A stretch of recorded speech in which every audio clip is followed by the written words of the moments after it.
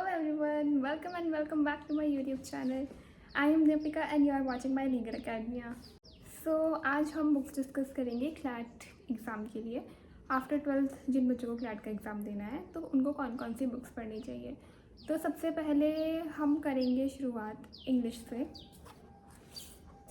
So this is word power made easy. ये book जो है ये नॉर्मली सबको ही पढ़ने के लिए रिकमेंड की जाती है, ज़रूरी नहीं है कि क्लैट के एग्ज़ाम के लिए की जाए। और ये बहुत ही अच्छी किताब है, बहुत ही अच्छे तरीके से लिखी हुई है। इसके अंदर आपको लाइक वर्ड्स के मतलब नहीं समझा दिए जाते हैं, लेकिन उसके अगर आपको जैसे कोई वर्ड नहीं भी पता है तो उसका वर्ड जो है उसका जो मीनिंग है वो आपको किस तरीके से गेस करना है वो चीज़ भी इस किताब में आपको बताई जाती है। सो आपको ये तो पक्का से ही पढ़नी है, इसको आप मिस नहीं कर सकते हैं। अगर आपको लॉ भी करनी है तो भी ये बहुत ही इम्पॉर्टेंट किताब है। फिर सेकंड जो बुक है वो इसी की जो राइटर है नॉर्मन लुइस, उन्हीं की है। ये word power made easy 30 days to a more powerful vocabulary this book. So ये बुक्स मैं भी रीड करती हूँ, तो आप लोगों को ये बहुत अच्छे से पढ़नी है ना हो जाए। सो आपकी ग्रामर में जो है वो SP Bakshi objective general English जो है वो आपको ग्रामर के लिए रेफ़र करनी है। एंड अगर आपको कोई और भी बुक अच्छी लगती है तो आप वो भी रेफ़र कर सकते हैं। एंड आई थिंक कि क्लैट के लिए ना आपको पीडब्ल्यू की क्लासेस ऑनलाइन यूट्यूब पे भी मिल जाएंगी, तो आप वहाँ से जाके अगर क्लासेस लगा के पढ़ना चाहते हैं तो वो भी कर सकते हैं। देन इसके लिए आपको एक चीज़ और है जो कि न्यूज़पेपर्स हैं, एंड उसमें आपको the Hindu and the Indian express जो है ये दोनों न्यूज़पेपर्स रेफ़र करने हैं। इनमें से कोई भी एक आप ले लीजिए एंड ये आपके लिए बहुत अच्छा रहेंगे।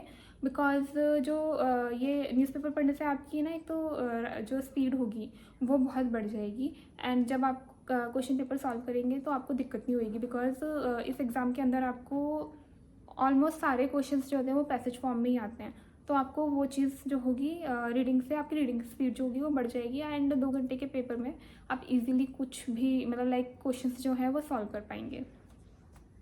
देन हमारे पास आता है लॉजिकल रीजनिंग का सब्जेक्ट। अब इसके अंदर आपके पास आर.एस. अग्रवाल जो है उन्होंने इसमें भी बहुत अच्छी बुक लिखी है। नॉर्मल जब मैंने 10th वगैरह करी थी, मैं नॉन मेडिकल बैकग्राउंड से हूँ, तो हम आर.एस. अग्रवाल की बुक्स जो थी वो बहुत रेफ़र करते थे। बिकॉज़ उनकी बुक्स में ना बहुत सारे क्वेश्चंस होते थे। पहले तो वो एक्सरसाइज होती है, देन प्रैक्टिस क्वेश्चंस होते हैं। अगर आप मैथ्स बैकग्राउंड से हैं तब तो आपको पता होगा, अदरवाइज़ मे बी शायद आपको ना पता हो।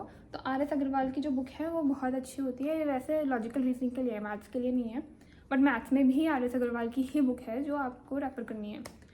एंड इसमें आपकी जो बुक है उसका नाम है modern approach to verbal and non verbal reasoning by R S. Agarwal.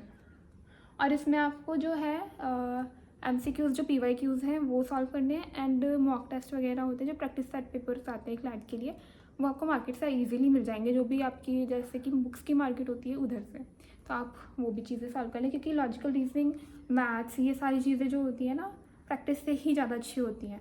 अगर आप सोचें कि आपने टॉपिक क्लियर कर लिया एंड मतलब लाइक कि आपने कोई टॉपिक पढ़ा और आपको वो समझ में आ गया है, तो इसका मतलब ये नहीं है कि आप उसके क्वेश्चंस भी इजीली सॉल्व कर लेंगे, उसके लिए आपको प्रैक्टिस करनी पड़ेगी। सो हमारा इसके बाद आता है लीगल रीजनिंग। अब जो ये सब्जेक्ट है इसमें आप लोगों को सबसे ज़्यादा दिक्कत होगी, बिकॉज इसके अंदर आपको लॉ जो है उसकी नॉलेज होनी चाहिए। तो इसके लिए मैं आपको बोलूँगी कि आप PW की जो क्लासेस हैं वो लगाएं, एंड आई थिंक वो इनफ है। अभी मैं जैसे UGC की प्रिपरेशन कर रही हूँ तो मैं उसके लिए भी PW की क्लासेस जो है परचेज तो जो मैंने कर रखी है, बट एक मैम है, हाँ जी, तो उनका नाम है शिवानी सोलंकी। सो अभी इन्होंने रिसेंटली जो RJS है उसका एग्ज़ाम क्लियर किया है, एंड मैं इनकी क्लासेस तो हमेशा ही लगाती हूँ, बिकॉज ये जो कॉन्सेप्ट होते हैं वो बहुत ही ईजिली आपको समझा देंगी। तो इनकी 1 शॉट वीडियोज़ हैं, तो वो आप लगा दें। इसमें आपको कॉन्स्टिट्यूशन वो तो आपको डेफिनेटली पढ़ना है। कॉन्स्टिट्यूशन बहुत ही इंपॉर्टेंट है लॉ में। आप कोई भी एग्ज़ाम दें, चाहे आप क्लैट UG का दें, PG का दें, या फिर इवन UGC हो गया जैसे PhD के लिए, तो इन सब एग्ज़ाम्स में ये बहुत ही इंपॉर्टेंट होता है। एंड इसमें आपको कॉन्स्टिट्यूशन के अंदर आपको fundamental rights, fundamental duties, DPSPs, then आपका प्रेसिडेंट वगैरह, ये सारी चीज़ें मतलब बहुत वो आपको जब पढ़ाएंगे तो आपको पता चल जाएगा कौन कौन से टॉपिक्स इंपॉर्टेंट हैं। तो ये सारे टॉपिक्स आपको करने हैं, आपके बेसिक क्लियर होने चाहिए। ये चीज़ें नॉर्मली आपको 10th एंड 12th तक भी पढ़ाई जाती है जिन्होंने आर्ट्स लिया होता है।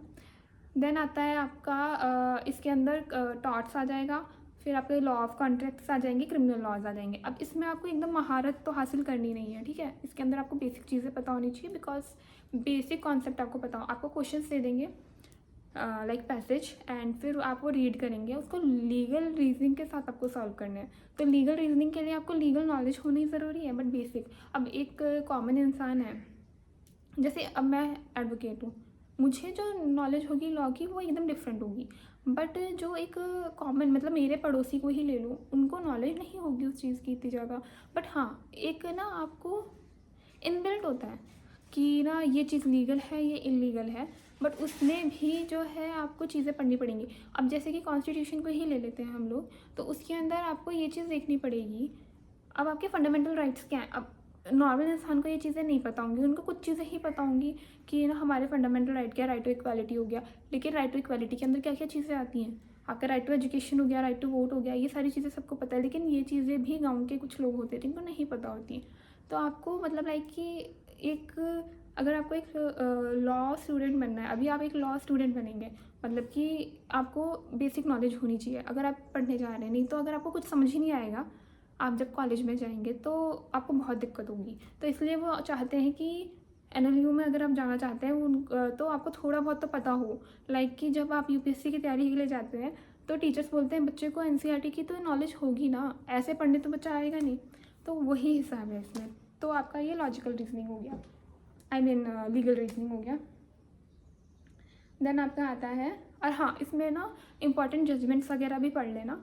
जैसे कि मतलब बहुत सारे होते हैं जो कि कॉन्स्टिट्यूशन वगैरह में हर सब्जेक्ट के अंदर अलग अलग लीगल जो है उनके अंदर इंपॉर्टेंट जजमेंट्स होते हैं, तो वो भी आपको मिल जाएंगे नेट से अगर आप ढूंढेंगे तो वो चीज़ें हैं। एंड आई थिंक यूट्यूब पे वीडियोस भी मिल जाएंगी। देन इसके बाद आता है आपका जजमेंट्स के अंदर नॉर्मली आपको डेट मतलब लाइक ईयर पता होना चाहिए।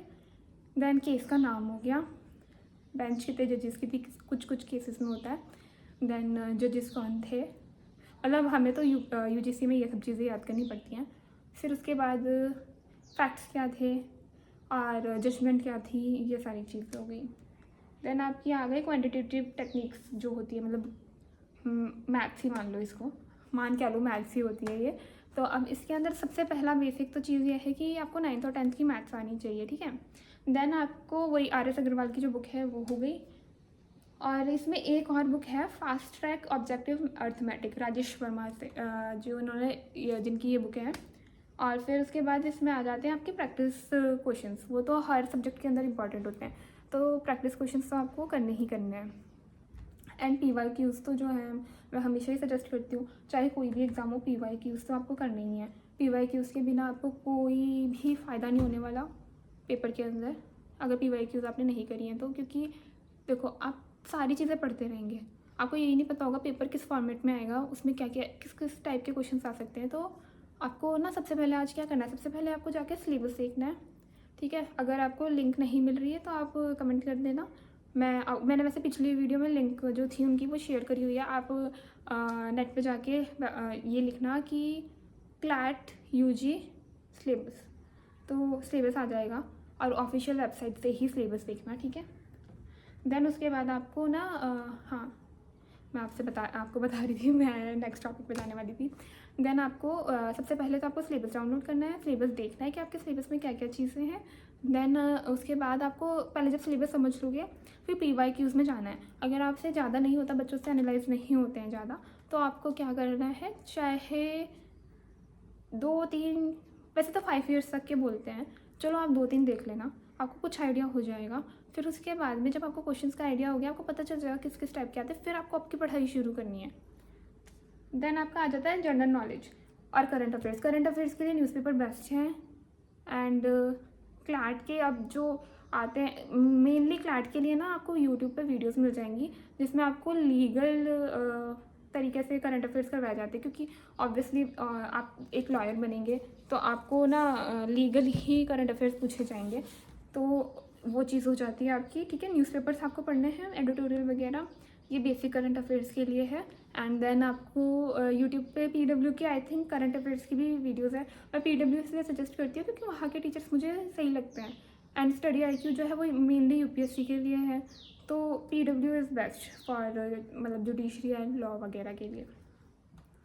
देन आपकी आ जाती है दिस बुक, ल्यूसेंट की है ये, जनरल नॉलेज की, और एक अरिहंत की भी आती है। मेरे पास ये वाली है और मुझे ये अच्छी लगती है। इसमें सारी चीज़ें लाइन टू लाइन दी हुई हैं, आप याद कर सकते हैं आराम से। तो ये बुक आपको पढ़नी है GK के लिए।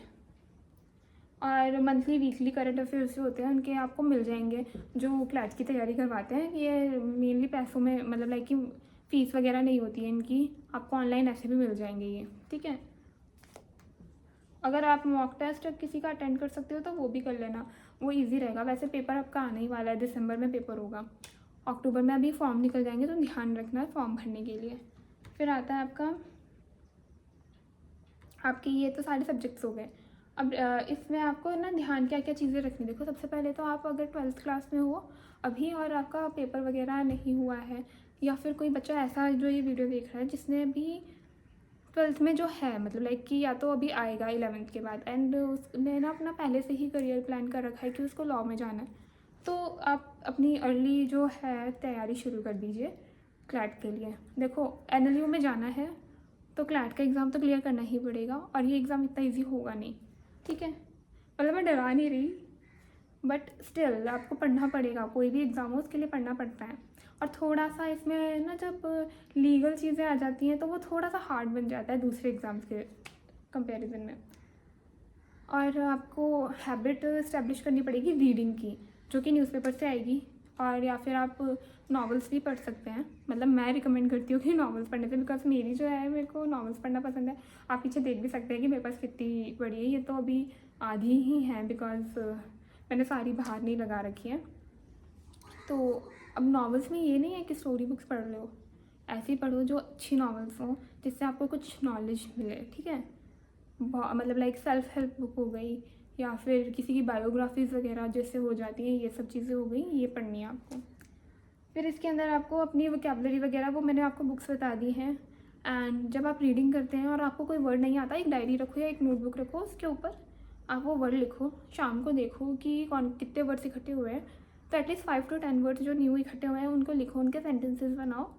और आजकल तो ChatGPT है, वो हेल्प कर देती है इन सब चीज़ों में, तो उससे सेंटेंसेस बनाओ, उससे बात करो इंग्लिश में। तो ये चीज़ें हैं, ठीक है। एंड रिवीजन जो है वो आपको डेली करना है। अब रिवीजन क्यों इम्पोर्टेंट होता है, देखो जैसे रिवीजन जो है, अगर आपने आज जो चीज़ पढ़ी है वो आप रिवाइज नहीं करोगे, आपने सोचा कि मैंने पढ़ लिया मेरा कंप्लीट हो गया, बट रिवीजन आप नहीं करोगे तो आपको वो चलो एक हफ्ते तक याद रह लेगा, लेकिन उसके बाद क्या।